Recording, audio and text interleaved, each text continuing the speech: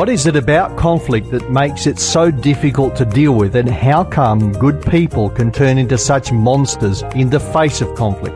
The most common way of dealing with conflict is to avoid it. Some people walk away, others get really upset, wind themselves up and attack, and others just get sick or go on stress leave. In fact, it's amazing what people will do in order to avoid conflict and the emotional stress that comes with it. There is a very clever saying that goes like this: denial is not a river in Egypt.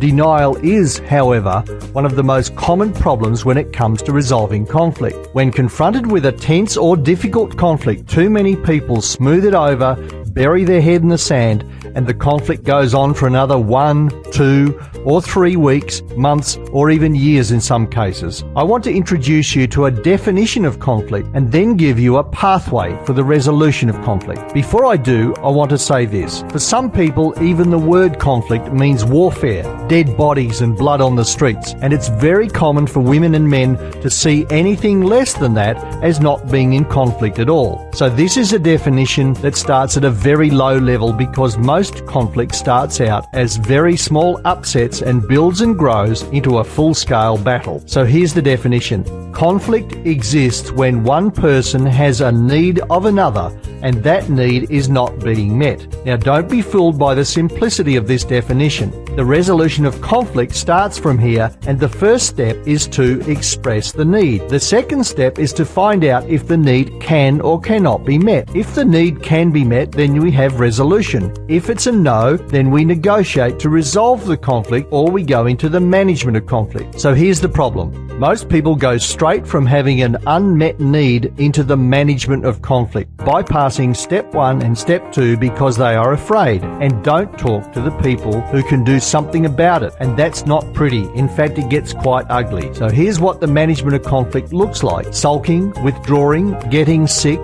the silent treatment, backstabbing, gossiping, shouting, blocking, being aggressive, and getting angry. So the resolution of conflict starts with expressing your unmet need and then finding out if your unmet need can or cannot be met. If your conflict has escalated to the stage where it's too tough or sensitive or difficult to handle, then you really need to think seriously about involving a neutral third party to help you mediate the dispute, and we can help you out with that.